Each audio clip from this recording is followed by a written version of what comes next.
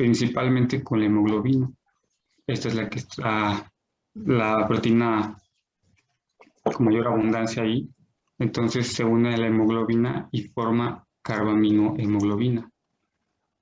Es muy importante recordar, mencionar que es una reacción reversible con un enlace laxo para que el CO2 se libere fácilmente hacia el alveolo, ya cuando esté cerca de él. Este transporte representa aproximadamente el 23% del CO2 total. En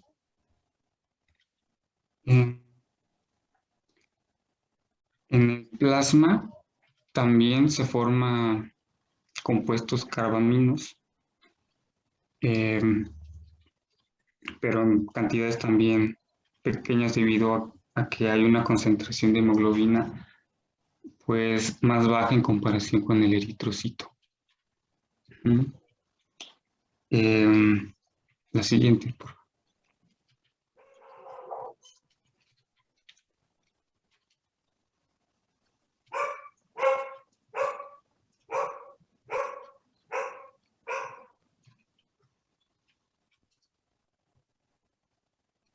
No, bueno, aquí les comento. ¿Se ve mi flecha? ¿No se ve? No, ¿verdad? No, no se ve. Control para que se vea. Creo que ya. A ver, inténtalo.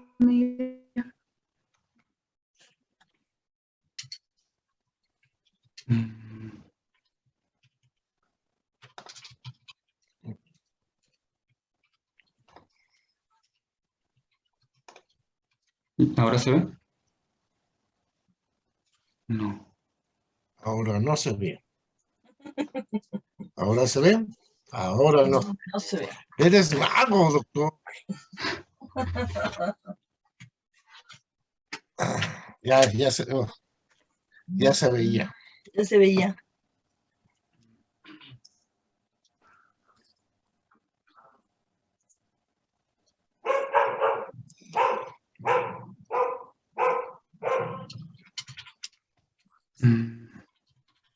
Miguel, tienes el control, entonces si le cambias, pues ya tienes el control de la pantalla. ¿Qué?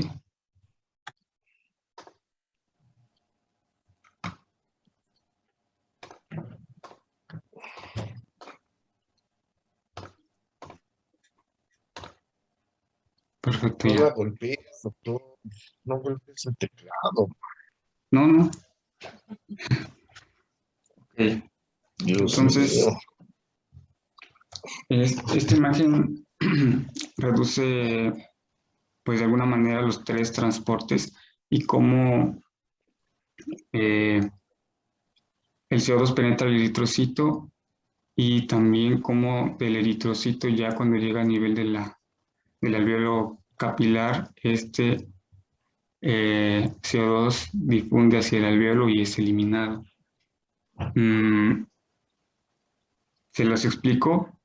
Sí, por favor. Okay. Sí, digo, sí, a ver si entendemos. Sí. Entonces, aquí tenemos la célula y el CO2, una parte, habíamos comentado, el teletransporte, pasa hacia el plasma. Este representa el 7%. El otro transporte es como ion bicarbonato.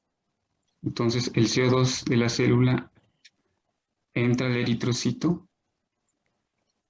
Aquí el CO2 reacciona con el agua, es catalizada por la anhidrasa carbónica y forma ácido carbónico. El ácido carbónico tiende a disociarse por ser algo inestable en el eritrocito y se disocia en ion bicarbonato. Este ion bicarbonato sale del eritrocito y cuando sale del eritrocito el ion cloruro que está en el plasma penetra, como ya habíamos comentado, por este transporte activo y gracias a la bomba cloruro bicarbonato. En el caso del hidrogenión, este es aceptado por la hemoglobina. La hemoglobina, como comentamos, tiene esa capacidad amortiguadora. Entonces, por una molécula de hemoglobina acepta 2 hidrogeniones.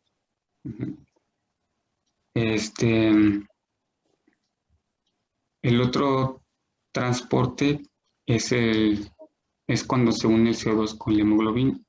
Entonces tenemos que el CO2 entra, pero no reacciona con la anhidrasa carbónica, sino que reacciona con la hemoglobina, se une a esta y forma la carbaminohemoglobina, que comentábamos que tenía un enlace laxo.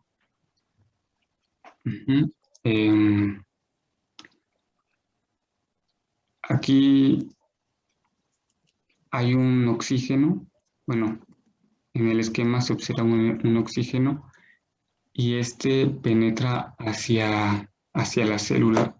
Esto por una reacción y gradiente de presión distinto.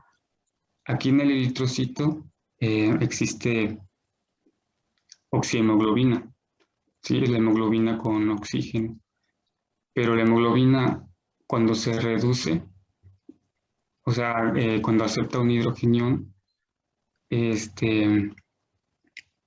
libera el oxígeno. Entonces el oxígeno difunde hacia la célula por gradientes, la diferencia en gradientes de presión. ¿Y eso cómo se le llama, doctor? Ley de Fink. No, lo que acabas de describir. ¿Qué Del efecto oxígeno. es? Mm, mm,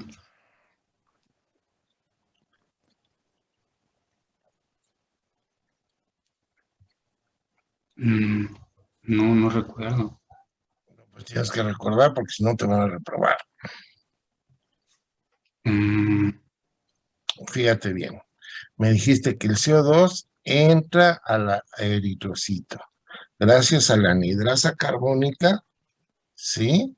Se convierte en ácido carbónico, en donde, como es inestable, sale un ion bicarbonato y queda un ion hidrogenión. Este ion hidrogenión que está suelto se une a la hemoglobina y como se une a la hemoglobina, pierde la afinidad al oxígeno y el oxígeno entra a la célula. ¿Ese efecto cómo se llama? ¿Quién le ayuda? Miguel Ángel, por favor.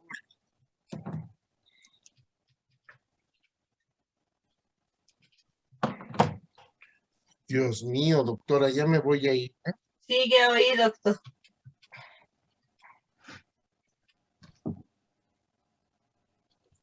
mm, Vence, ¿cómo se llama ese efecto? ¿Es Haldane? ¿El efecto Haldane?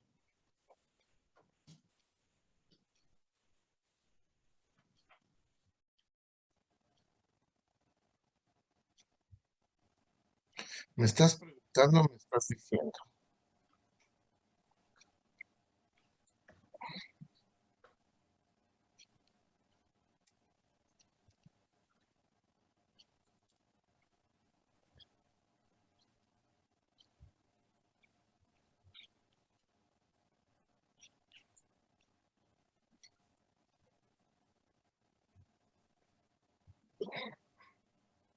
¿No es afirmación?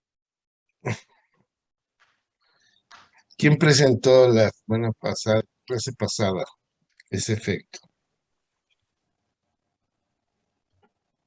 Ay, Dios mío. Ay, doctor. Yo, profesor. Yo, doctor, perdón. Ajá. ¿Cómo se llama? ¿Cuál? Lo que acabo de describir. No sé.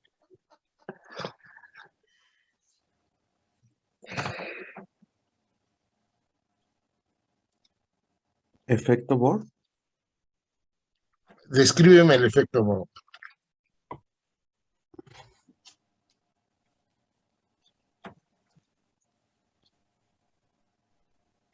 ¿Cómo describiste el efecto Bohr? Pues es un aumento dado por el oxígeno, bueno, por el transporte de oxígeno.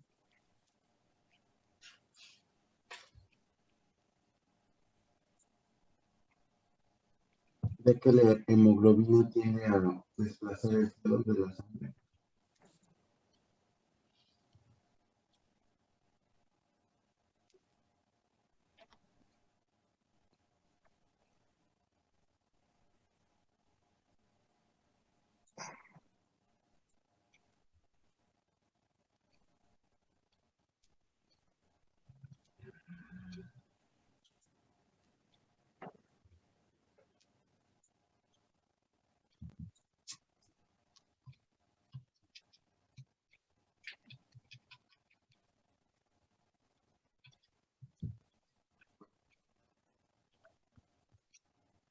El efecto Bohr es cuando se desplaza la curva hacia la derecha, ¿no? O sea, cuando el pH se vuelve más ácido y el Haldane es cuando se vuelve más alcalino.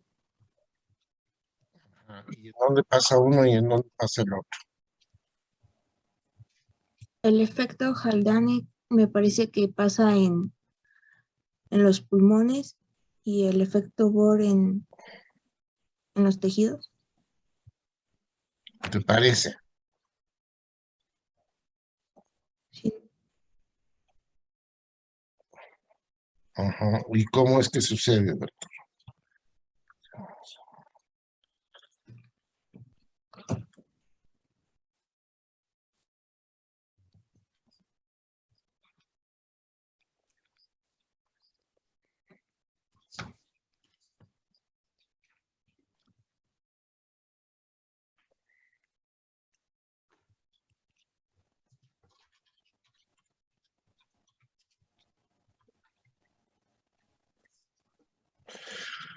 Ok, entonces el efecto Bohr, no le sucede.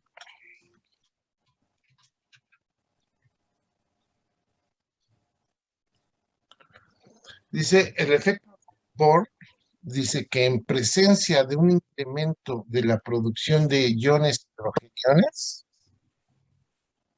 la hemoglobina pierde afinidad por el oxígeno y el oxígeno entonces ingresa a la célula. ¿Sí? ¿Es correcto eso, jóvenes? Sí. Sí. Ok. Entonces lo que acaba de decir el doctor es el efecto Bohr. El efecto Haldane, ¿cuál es, doctor? Miguel Ángel. El contrario, cuando este, la hemoglobina recibe el oxígeno y em, desprende un hidrogenión.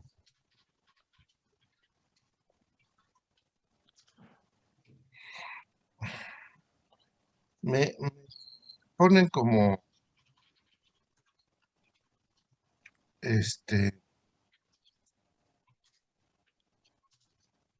¿cómo se llama, doctor? Que me pongan como hospedero. ¿Usted es coanfitrión, doctor? Ok, ¿se ve mi cursor ahí?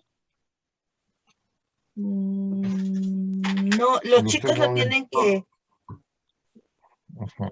A ver, le voy a poner para que controle la pantalla, a ver si se Sí, puede exacto. ver. Ajá.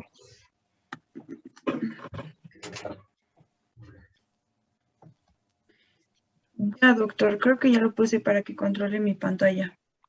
Ahí está el cursor, ¿se ve?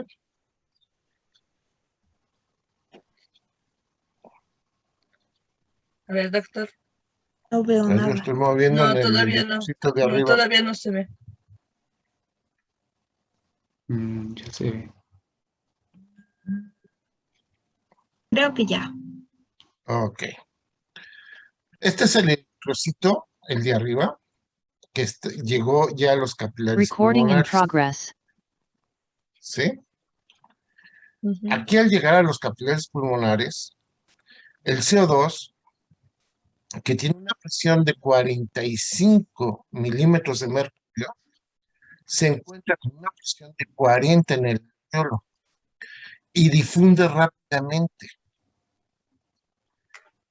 Al difundir, baja la presión a nivel del plasma.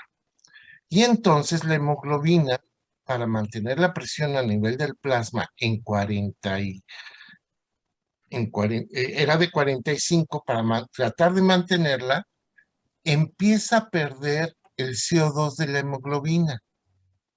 Pero como el CO2 difunde muy, muy, muy rápido, se desplaza directamente hacia el eritrocito, hacia el alveolo. Entonces, como pierde espacios el CO2 en la hemoglobina, el oxígeno que está y es muy abundante de este lado, está en 109, va a ocupar los espacios con la hemoglobina. Y dice que a nivel de los capilares pulmonares, el CO2 pierde afinidad por la hemoglobina y estos lugares son captados por el oxígeno. Y a eso se le llama efecto Haldane. ¿Sí? Entonces, el efecto Bohr pasa acá a nivel de los capilares, a nivel el eritrocito, a nivel del capilar celular. Pero cuando llega a los capilares pulmonares, entonces se lleva un efecto donde pierde afinidad al CO2 la hemoglobina porque difunde muy rápido hacia el alveolo. Y a eso se le llama efecto Haldane. Entonces tenemos efecto Bohr, efecto Haldane, y aquí tenemos el efecto Hamburger, que es la entrada del cloruro y la salida del bicarbonato para que se mantenga electrodinámicamente el eritrocito. Y a esto se le llama efecto Hamburger. ¿Sí? Entonces son tres efectos que aquí están descritos. En donde por un incremento de la producción de iones hidrogeniones, la hemoglobina se desprende del oxígeno y permite que el oxígeno entre a la célula. Por una difusión muy rápida del CO2 hacia el alveolo, la hemoglobina pierde afinidad por el CO2 y el oxígeno se une a la hemoglobina. Y tres, la presencia de entrada del cloruro por una bomba, ¿sí?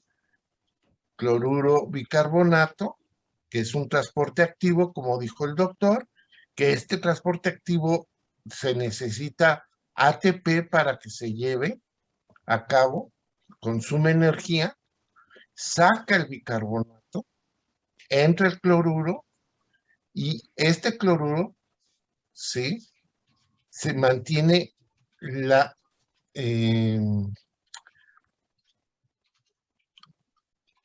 neutroelectricidad del eritrocito. ¿Ok? Estoy perdiendo un ion negativo y ingreso un ion negativo para mantener permeable esa membrana del eritrocito. ¿Sale? Eso es el resumen de los tres efectos. Bohr, Haldane y Hamburger. ¿Sale, Miguel Ángel? Y esto es pregunta de examen. Los tres efectos se los van a preguntar en el examen de diferentes formas, pero se los van a preguntar, se los tienen que saber, lo tienen que identificar. ¿En dónde se lleva uno? ¿En dónde se lleva el otro? ¿Y cuál es el tercero? ¿Ok? Entonces, se los tienen que saber por definición, por efecto y en dónde se llevan a cabo.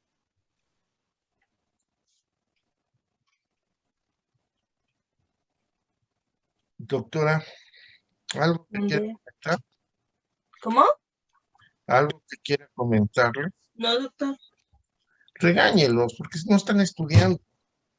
Pero doctor, ese es su trabajo. El mío. Usted es el que los regaña. Es que de plano, no es posible que no se sepa. No, y la cosa está en que eso lo acabamos de ver apenas el lunes. Pues sí. Bueno, en fin. Miguel Ángel, síguele, porque si no ya voy a enojarme más. Sí, Ya quítenme aquí que yo sé. El control de la pantalla. Ujú. ¿Yo lo tengo que Ay. quitar? No, ya se lo quité, No. doctor. Ay, qué bueno. entonces la siguiente. Bueno, ya por último, la curva de disociación del CO2.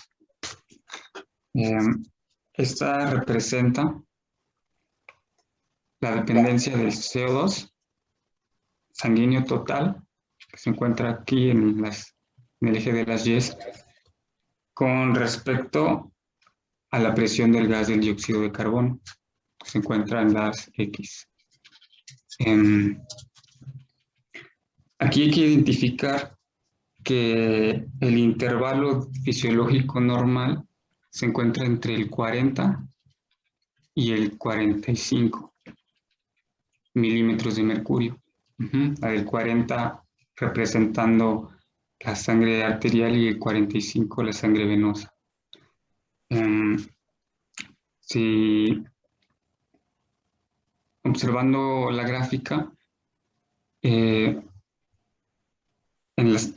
los 45 subimos, entonces la línea toca en el 52.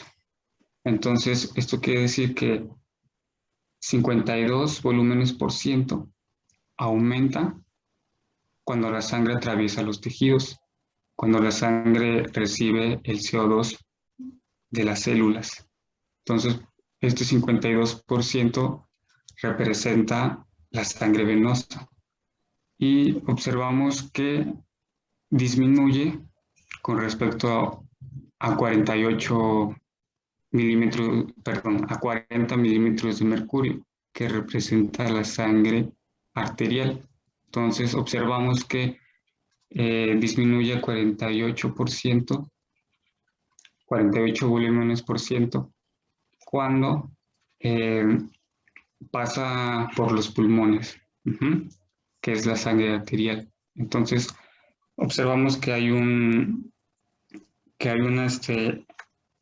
asociación directamente proporcional. Cuando una aumenta, la otra también aumenta. Cuando una disminuye, la otra también.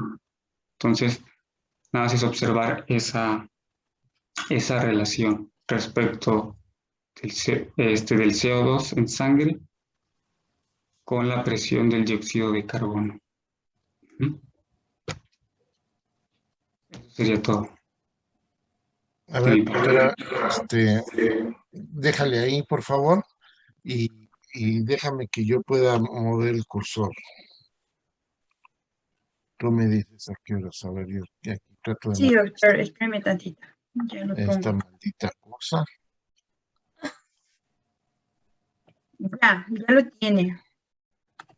¿Ya lo tengo? No, no lo tengo. Aquí está. No.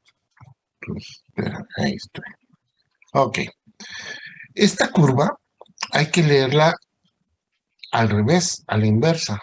Vamos a ver de arriba hacia abajo. Y así la debemos de leer. Entonces, el doctor nos decía que a nivel celular tenemos aproximadamente 45 milímetros de mercurio de CO2. Y eso aproximadamente nos da 52 volúmenes, ¿sí? De CO2 en sangre de tejido. Pero eso es a nivel de la célula. Cuando viaja hacia los pulmones, entonces disminuye, o sea, va de arriba hacia abajo, ¿Por qué va de arriba hacia abajo? Porque al llegar a los pulmones, el CO2 a nivel del capilar pulmonar es de 40. Entonces, nosotros estamos acostumbrados de leer de izquierda a derecha, pero esta curva de disociación del CO2 se debe de leer de derecha a izquierda, como lo hacía Miguel Ángelo. No Miguel Ángel, Leonardo da Vinci. Leonardo da Vinci. Si ustedes ven El hombre del Viturbio, está escrito al revés, está escrito en italiano antiguo, pero él escribía al revés, escribía de derecha a izquierda.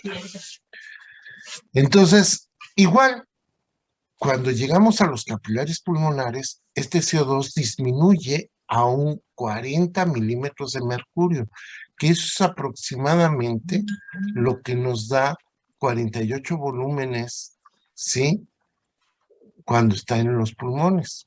Recuerden que el CO2 se produce en las células, que es secundario al metabolismo del ciclo de Krebs. Por eso les pusimos el ciclo de Krebs, para que ustedes entiendan de dónde sale el CO2.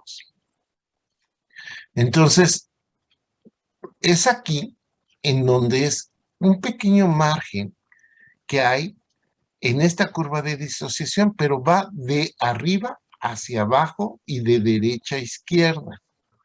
Por eso a veces no se comprende esta curva, porque la queremos leer de izquierda a derecha, y no es así. La tenemos que leer como que en la célula hay 46 milímetros de mercurio, y que cuando llega a los pulmones llega a 40 milímetros de mercurio. ¿Ok? Muy bien. Y por eso hay diferencias de presiones, porque a nivel del espacio intersticial, la célula tiene 46 milímetros de mercurio dentro de la célula de CO2.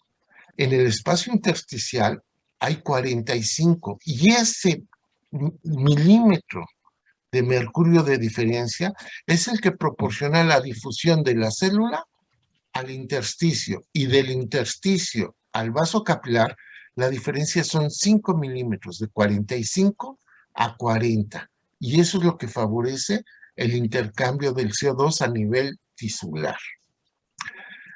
Cuando llegamos al alveolo, llega con 45 a nivel del capilar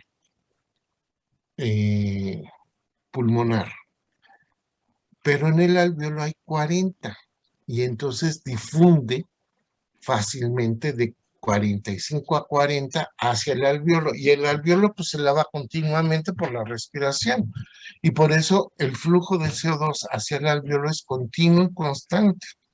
¿Sale? Muy bien. Entonces queda claro, nosotros debemos de leerla desde aquí, que es la parte superior de la curva, hacia la parte inferior. Este pequeño rango es el que permite que nosotros nos mantengamos vivos, y véanlo, es muy angosto este rango. Por eso es importante que nosotros entendamos esta curva de disociación del CO2. Muy bien. Ahora sí, doctora, es todo tuyo otra vez. Ok, ya nada más déjeme quitar el control. Ok. Entonces, yo voy a hablar sobre el desequilibrio ácido-base. Ok, me parece importante, antes de entrar al tema, bueno, que también es el tema, que nos quede claro qué es el ion hidrógeno. Primero, pues sabemos que los iones pues van a ser moléculas o átomos que han perdido o ganado electrones, o sea, que tienen una carga eléctrica. Aquí el ion hidrógeno pues va a ser un ion positivo de hidrógeno, es como, imagínenlo como un cachito con carga positiva del hidrógeno. La regulación del equilibrio del ion hidrógeno pues va a ser similar en cierta forma pues a la regulación de otros iones del cuerpo. Nosotros, para alcanzar la homeostasis, nuestro equilibrio, debe existir también un equilibrio en la ingestión o la producción de estos iones hidrógenos, y también pues en su eliminación. Tal como sucede con otros iones, pues aquí los riñones van a desempeñar un papel fundamental, al igual que otros mecanismos de amortiguación y el pulmón, que pues veremos más adelante. Y aquí pues la concentración de hidrogeniones pues va a influir en casi todos los sistemas enzimáticos del organismo. Por eso es esencial que pues esté regulado de manera precisa. De este modo, pues los cambios de la concentración del hidrógeno van a alterar casi todas las células y las funciones del organismo. Pero pues de hecho, si los comparamos con otros iones, la concentración de estos iones hidrógenos pues son normalmente tienen un nivel bajo. O sea, por ejemplo, si lo comparamos con la concentración de sodio en el líquido extracelular, por ejemplo, el sodio tiene 142 miliequivalentes sobre litro. Es unos 3.5 millones de veces superior a la concentración normal de hidrogeniones, cuya cifra media es tan solo de 0.00004 miliequivalentes sobre litro, o sea, es muy bajo. También vamos a hablar sobre qué es un ácido y qué es una base. Según la teoría de Bronstein y Lowry, dice que el ácido pues va a ser aquella molécula capaz de liberar o ceder un ion hidrogenión, y en cambio pues una base va a ser la sustancia capaz de aceptar un hidrogenión. En los ácidos pues los vamos a dividir en fuertes y débiles. Los fuertes a su vez pues se van a disociar rápidamente y completamente en una solución. A la misma vez, pues van a liberar grandes cantidades de hidrogeniones en la solución. Un ejemplo, pues, es el ácido clorhídrico. Este ácido se ioniza en el agua para formar iones hidrógeno y, pues, cloro. Y en cambio, pues, el ácido débil se va a disociar parcialmente y va a ser de manera reversible. Estas flechitas significa que es de manera reversible. Y va a formar una base débil conjugada, como podemos ver aquí. Esto ya nos había explicado Miguel, pero el CO2 más el agua nos va a formar ácido carbónico. Este ácido carbónico pues es un ácido débil porque se va a disociar y va a formar un ion hidrogenión y a la vez un ion bicarbonato. Este ion bicarbonato va a ser nuestra base débil conjugada. Ahora pues también las bases van a existir vas a tener una clasificación en fuerte y en débil. La fuerte, pues va a reaccionar de forma rápida y potente con hidrogenión y pues por lo tanto la va a eliminar con rapidez de una solución. Un ejemplo, pues va a ser este hidróxido de sodio. Va a disociarse en sodio y en ion hidroxilo. Y a su vez, pues la base débil va a formar una base y un ácido conjugado. Aquí, pues el amoníaco con el agua se disocia y va a formar amonio y un ion hidroxilo. O sea, fíjense, aquí la base al disociarse va a formar, las dos bases están formando ion hidroxilo. En cambio, pues aquí el ácido al disociarse van a estar formando ion hidrógeno. El agua pues, va a ser neutra, se va a comportar tanto como un ácido y como una base, porque fíjense, aquí el agua pues se va a separar y va a formar un ion hidrógeno que va a comportar como el ácido y va a formar también un ion hidroxilo que se va a comportar como la base. También es importante conocer el concepto de pH. Pues el pH es una unidad de medida de alcalinidad o acidez de una solución. Más específicamente, pues el pH va a medir la cantidad de iones hidrógeno que contiene una solución. El significado en sí de pH es potencial de hidrogeniones. Y pues como ya se ha expuesto, bueno, esto se lo estoy... También se define como logaritmo negativo de la concentración de hidrogeniones en un líquido. Eso se les voy a explicar en la siguiente diapositiva. Como ya les había comentado, la concentración de hidrógeno en la sangre pues se mantiene en límites muy estrechos, o sea, es muy pequeña su concentración. Decíamos que 0.00004 miliequivalentes sobre litro. Y pues como esta concentración de hidrogeniones es baja y pues estos números son incómodos de manejar, Sorensen en 1909 pues definió el pH como lo que les estaba diciendo. Aquí lo pueden ver, el pH, el logaritmo negativo de la concentración de hidrogeniones. Entonces, pues el pH va a estar relacionado con esta concentración de hidrogeniones mediante la siguiente fórmula, que es esta. En esta fórmula, pues puede verse como el pH, nuestro pH es inversamente proporcional a la concentración de hidrogeniones. Entonces, un pH bajo corresponde a una concentración alta de hidrogeniones y un pH alto va a corresponder a una concentración baja de hidrogeniones. Aquí pues nosotros vamos a ocupar la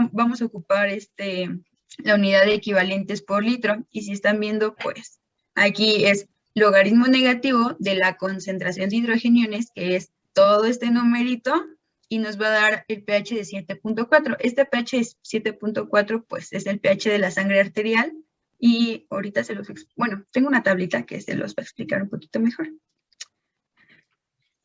Ok, ¿hasta aquí hay alguna duda de pH, ácido fuerte, todo eso? No, bueno, entonces voy a seguir, ¿vale?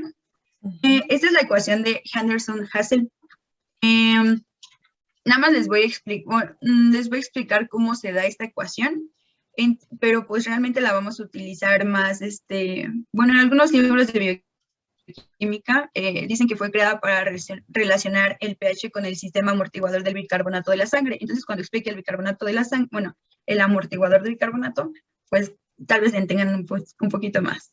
Pero pues en sí, esta ecuación fue desarrollada por el químico biólogo americano, L.J. Henderson, y pues el fisiólogo sueco Hasselbalch.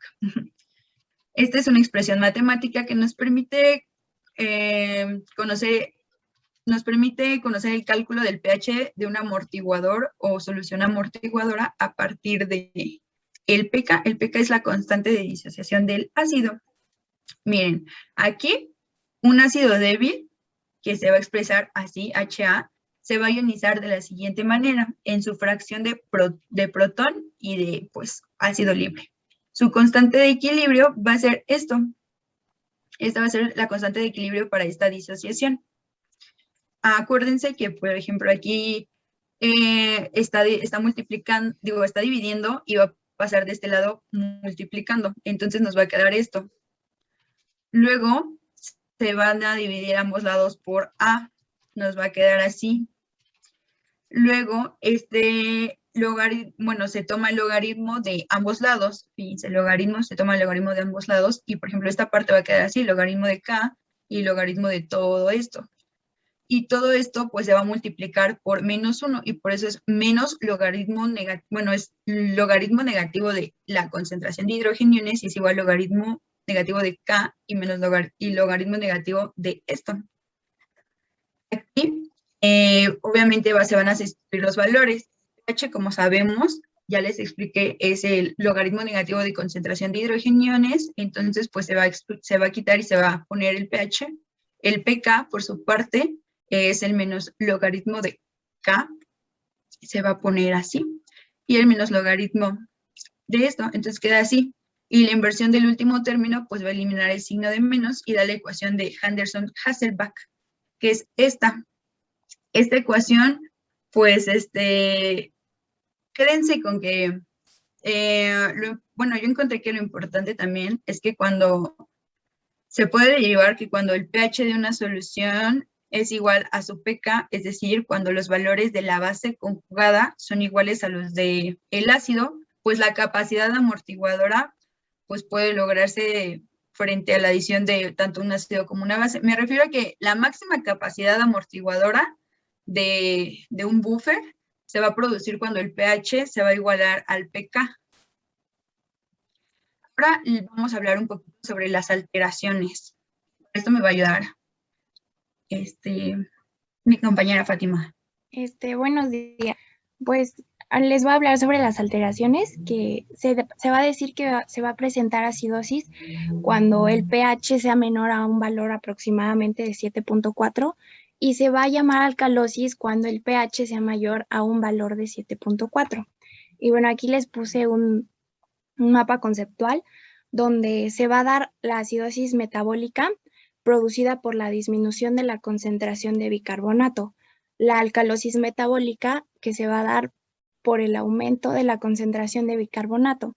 Y por el otro lado vamos a tener el cambio primario de la alteración de la presión parcial de dióxido de carbono, y se va a llamar acidosis respiratoria cuando se dé el aumento de la presión de dióxido de carbono, y alcalosis respiratoria cuando se dé la disminución de la presión de dióxido de carbono.